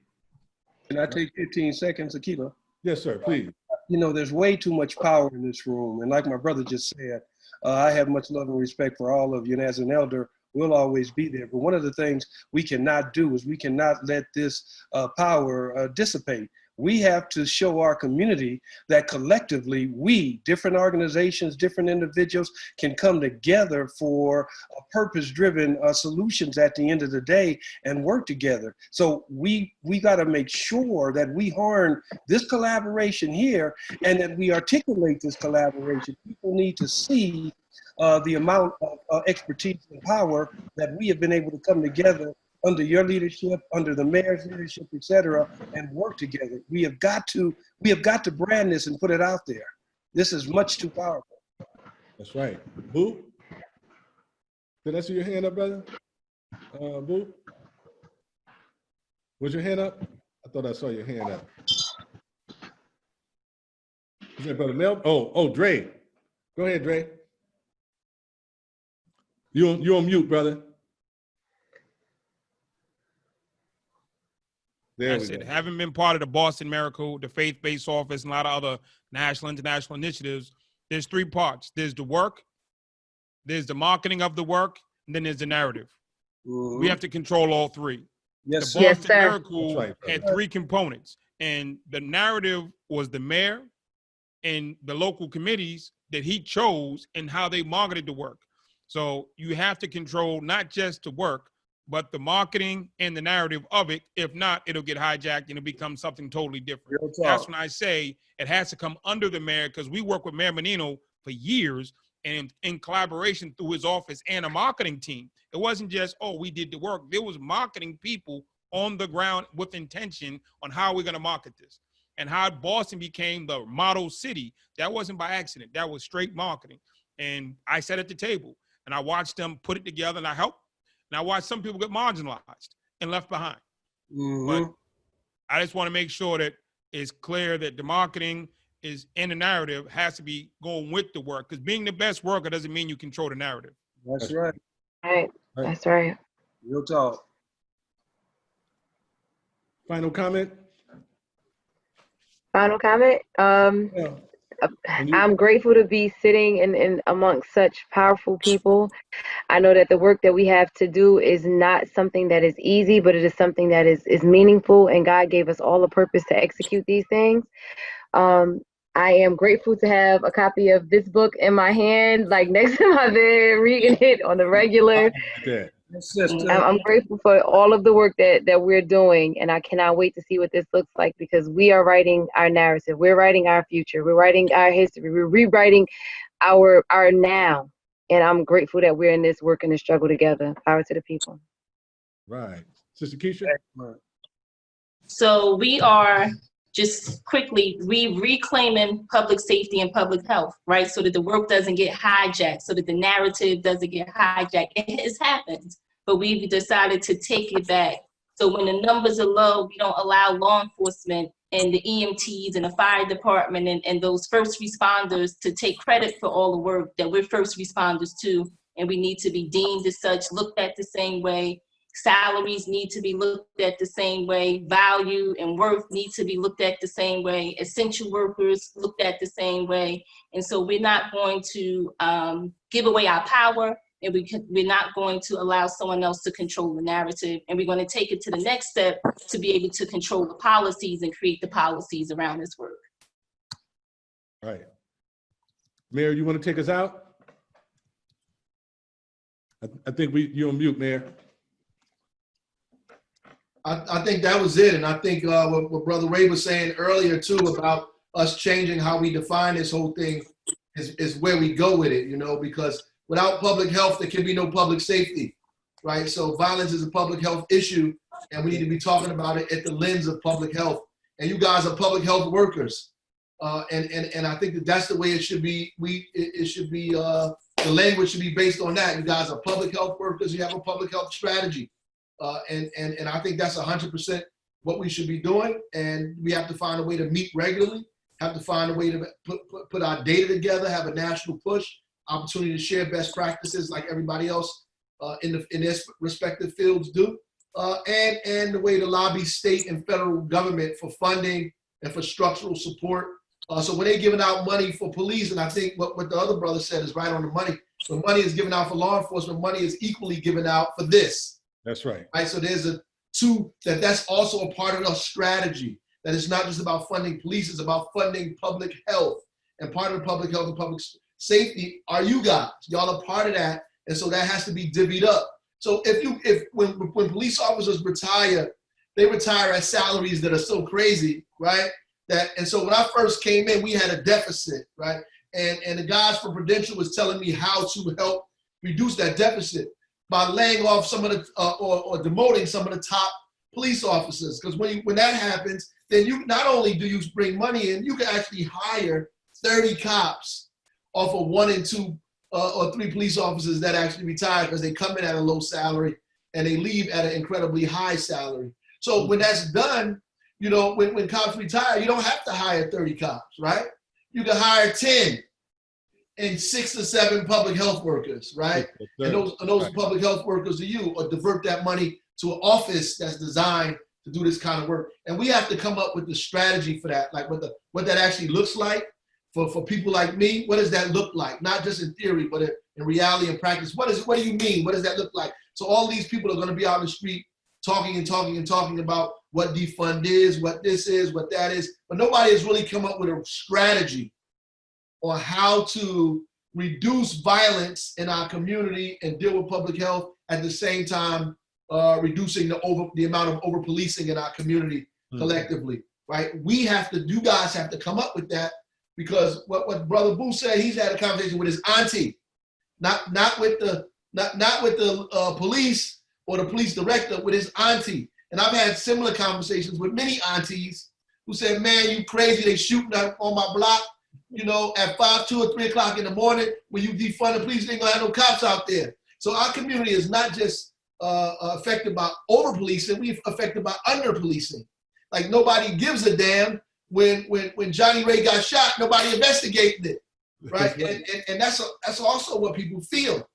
So we have to, you know that, you guys are in the middle of it, you know that. This whole discussion can be manipulated, fixed, and pushed forward by the people on this call, man. Y'all know exactly what's going on, exactly what to do. You can couch it, phrase it, put it in a package, and deliver it to the rest of the country, man. I'm just waiting for it, right? So we get it.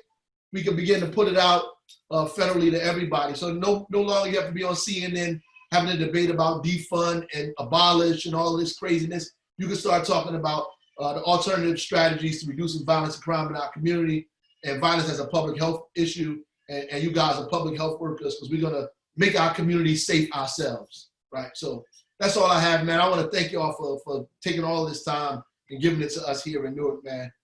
We appreciate you. And this is not the last time you're going to hear from us. Thank you. That's right. Thank you all. Have a wonderful night, and we'll be in touch